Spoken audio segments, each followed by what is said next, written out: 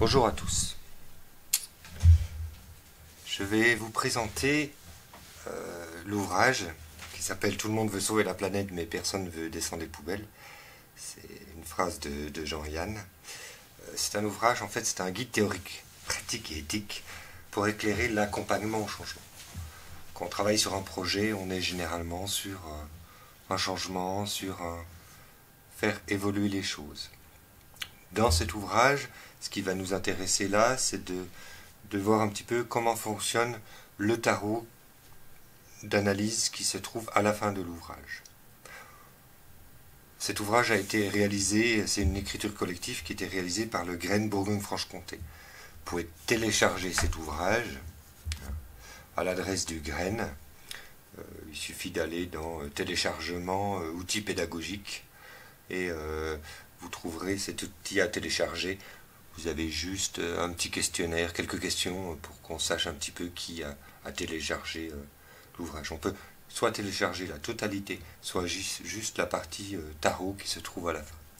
Donc si je vous présente rapidement cet ouvrage, vous avez des fiches pédagogiques qui parlent d'accompagnement sur le changement, avec une partie plutôt théorique et souvent une partie pratique à côté. Donc il y a plein de choses sur la psychologie, de la pédagogie. Je ne vais pas rentrer dans les détails de chaque page. Ce qui va nous intéresser, c'est qu'à la fin de cet ouvrage, vous avez, il est même illustré, il y a des illustrations assez sympathiques, vous avez un jeu de cartes donc à télécharger et à découper. Alors imaginez, vous le découpez. Et évidemment, on ne fera pas un recto verso, mais c'est pour obtenir des cartes. Donc vous obtiendrez des cartes mauves qui sont en fait la règle du jeu, la façon d'utiliser le jeu, mais là je vais vous le présenter oralement, ça sera plus sympa. Et des cartes blanches qui vont présenter des situations sur un projet, qui sont ici, que nous avons après en carte. Et ensuite, vous avez des cartes bleues qui sont des exercices à réaliser en lien avec les cartes. Donc je vais vous raconter comment on utilise tout ça.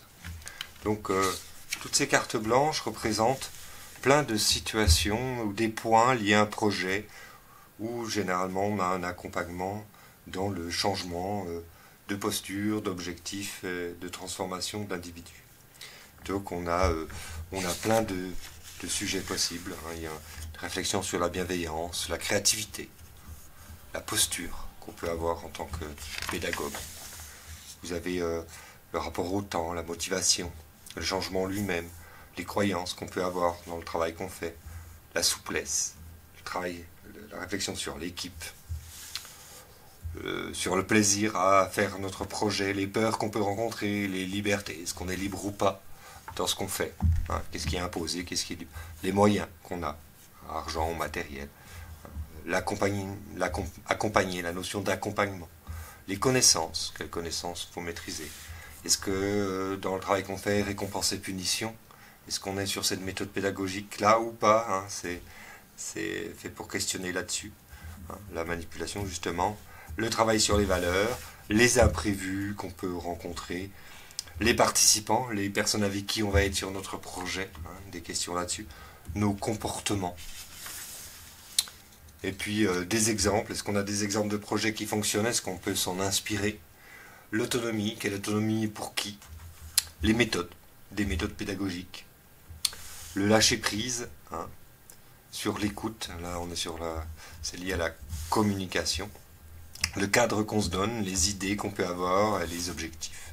Voilà, toutes ces cartes sont liées en fait. Pourquoi elles sont liées? Parce qu'en fait c'est un système. C'est un système où chaque carte, quand on lira après plus précisément chaque carte, chaque mot en gras renvoie veut dire qu'une autre carte, c'est le titre d'une autre carte. Et toutes les cartes se connectent comme une grande toile.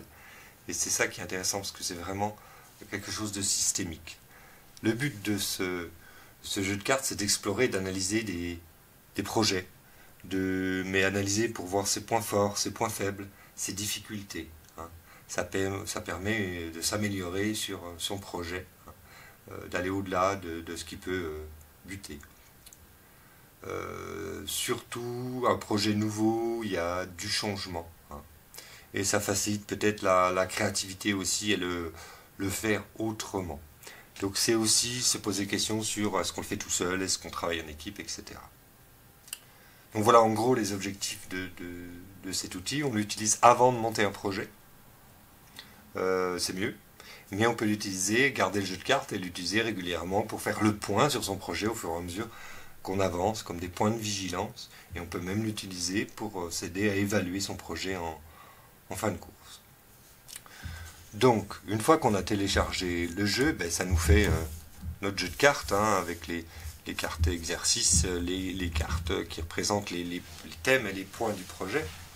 Alors là, j'ai mis une petite couleur parce que quand on travaille en équipe et qu'on est plusieurs, comme ça prend toute la table, on pourrait se mélanger avec les cartes du voisin. Donc c'est bien d'avoir son petit signe pour repérer son propre jeu. Donc, au début, je peux prendre les exercices. Il y a des exercices qui vont m'aider à prendre en main le jeu et à le découvrir. Donc, j'ai par exemple si je prends le premier exercice, c'est parmi toutes ces cartes, laquelle me semble la plus importante quand je monte un projet. Donc, qu'est-ce que je fais? J'étale toutes les cartes sur la table. Évidemment, là, comme j'ai mis la caméra assez près pour qu'on puisse au minimum lire. Vous ne verrez pas toutes les cartes, mais c'est pas bien grave. Donc je les étale sur toute la table et je regarde. Je dis tiens, quand je monte un projet, quelle est la carte pour moi qui semble la plus importante? Ça peut être sympa pour découvrir le jeu. Donc je lis juste les titres. Je lis les titres comme ça et le sous-titre à la rigueur.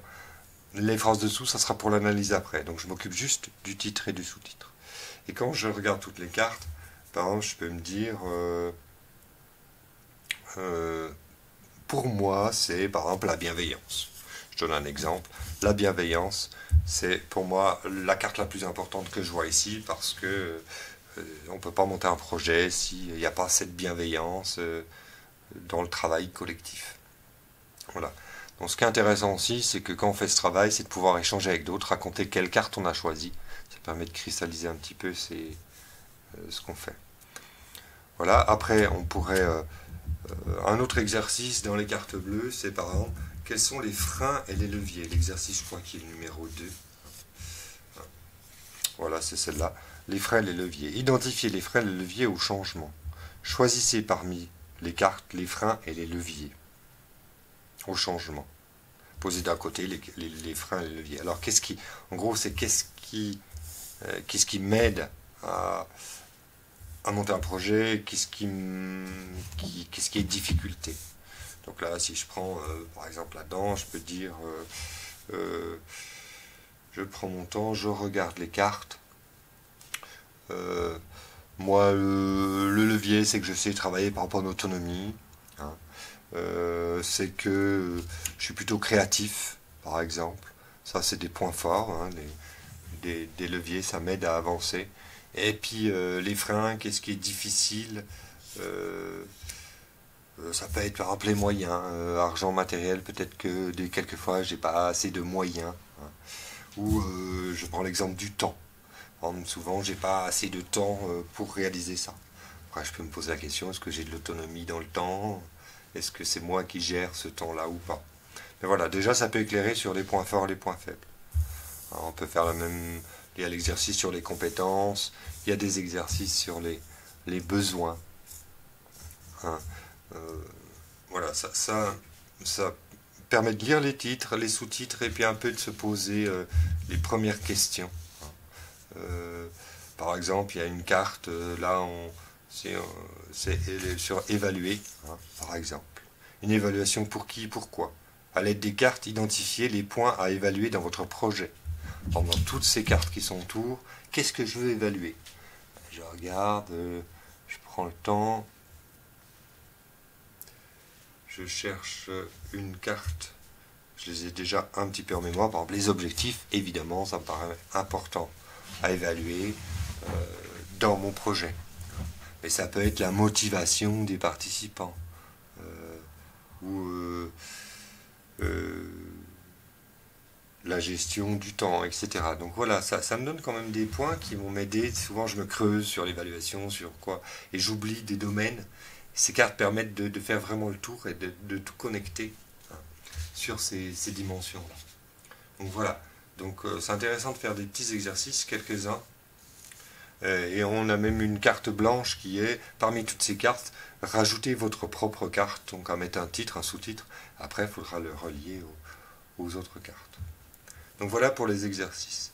Pour chaque carte, si on prend chaque carte blanche, on va passer plutôt à la deuxième partie, au cœur du processus, qui est l'analyse du projet.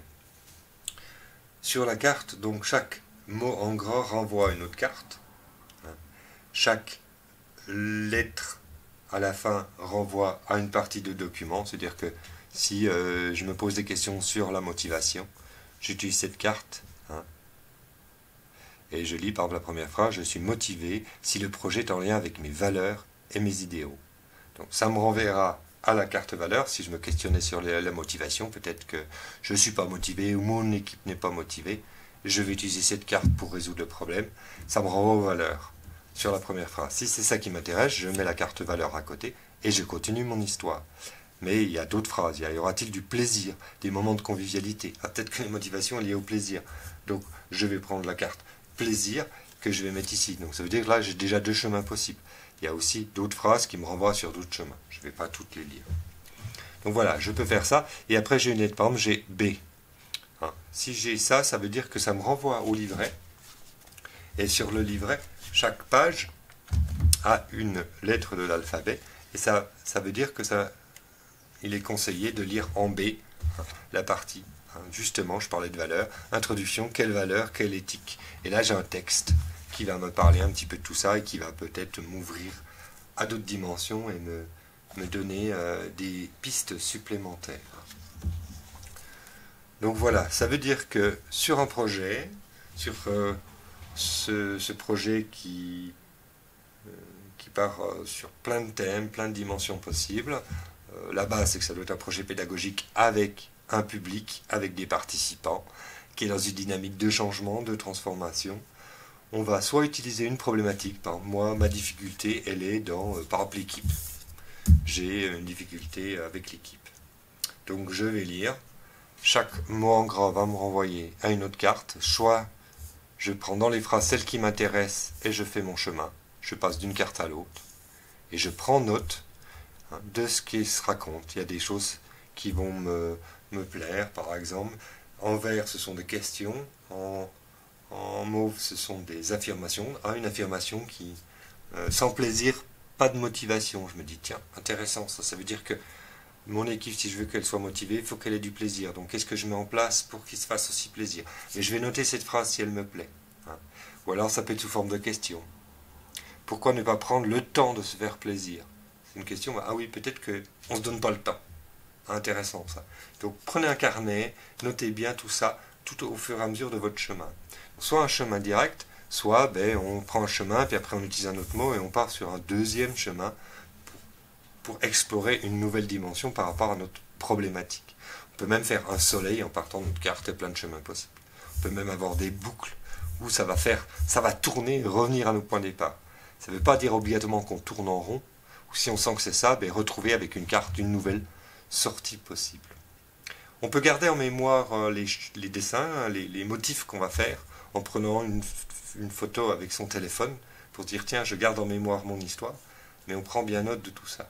Donc au départ, il faut bien formuler une problématique. Il faut même l'écrire, et dire par exemple, j'ai un projet, je ne sais pas comment mettre en place des méthodes de travail, des méthodes pédagogiques. Je prends la carte méthode, et je pars de cette base-là, et je vais me promener en renvoyant sur d'autres cartes. Une autre chose, c'est que dans le texte, vous avez quelquefois souligné comment optimiser les compétences, la créativité des participants. Les compétences, c'est souligné. Ça veut dire que dans mes cartes bleues, j'ai une carte qui me renvoie au sujet des compétences et qui me propose un petit exercice sur le sujet. là, nous allons définir les compétences. Donc là, j'ai des exercices qui se font avec le jeu de cartes qui m'aident à éclairer sur les compétences. Voilà, ça veut dire que le jeu, il est sur plein de dimensions. On se promène d'une carte à l'autre pour faire un chemin d'analyse. Ça nous renvoie sur le livret avec les lettres de l'alphabet ou sur des exercices sur les parties qui sont soulignées. Voilà, donc notez bien vos questionnements. On peut garder le jeu, l'utiliser en début de projet, au milieu de projet. Et ça va permettre d'aller dans des chemins qu'on n'a pas l'habitude d'aller quand on réfléchit soi-même à ces problèmes où ça tourne un peu en rond. Une dernière dimension importante, c'est le partage. C'est-à-dire que ça peut, quand on a fait un travail, c'est peut-être de raconter à un collègue ce qu'on a fait, d'échanger sur les exercices ou de les faire ensemble et de partager sur le chemin. De l'oraliser, ça permet de le voir plus clairement. Et cet outil, ben, c'est un outil que vous pouvez utiliser. Après, vous travaillez en équipe, vous avez une équipe qui travaille sur un projet, on va identifier les freins, les leviers ou les difficultés de chacun. Ben, chacun peut avoir son jeu et vous demandez à vos collègues, ben, dans le projet, choisissez la carte qui pour vous pose problème dans le projet, ou les points forts, les points faibles. Prenez la carte qui représente vos compétences ou sur quoi vous avez envie de développer un travail. Et cet outil devient un outil de travail en équipe que vous pouvez partager avec vos collègues de travail. Voilà, j'ai fait à peu près le tour de cet outil-là. Il y a des personnes qui passent beaucoup de temps dessus. J'en ai vu passer plus d'une heure d'analyse, d'autres un petit peu moins là-dessus. Mais n'hésitez pas à prendre des notes. Et en tout cas, ça donne une vision systémique qui élargit le champ d'action et qui peut quelquefois résoudre des problématiques ou des réflexions qui tournent en rond dans notre tête. Voilà, je vous relaisse juste le document, en tout cas avec l'adresse mail si vous voulez le télécharger. Et puis vous pourrez relire les règles du jeu, hein, je n'ai pas tout expliqué, mais là-dedans il y a tout ce qu'il faut. Les règles redonnent d'autres pistes. Faire votre jeu, faites plutôt des photocopies sur des cartes un petit peu épaisses, ça sera plus agréable. Voilà, ben, merci pour votre écoute et à bientôt.